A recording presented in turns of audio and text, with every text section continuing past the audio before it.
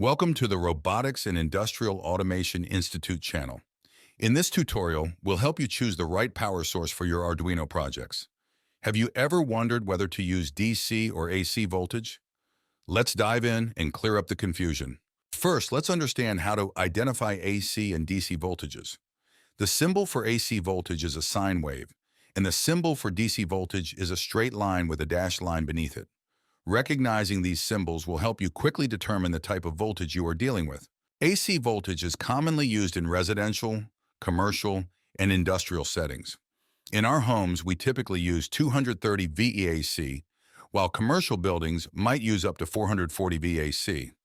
Let's look at some examples. Many everyday devices run on AC voltage, including your computer, television, air conditioner, fans, mobile charger, and lightings.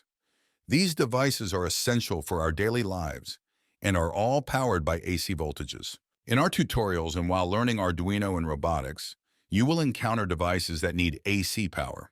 We get this power from standard 230 V AC switches and sockets found in our homes. It's crucial to handle 230 AC voltage with care. High voltage can cause electric shocks, so always be cautious when working with AC power sources. Safety first. Now let's talk about DC voltage. Many devices we use in Arduino and robotics run on DC voltage, such as mobile phones, laptops, headphones, Bluetooth earbuds, Arduino boards, various motors, and circuits built during our tutorials. All these rely on DC power. For our Arduino projects and tutorials, DC voltage can be sourced from batteries, power banks, and mobile chargers. These sources are portable and convenient for powering your projects. When powering Arduino projects, it's essential to use the correct voltage.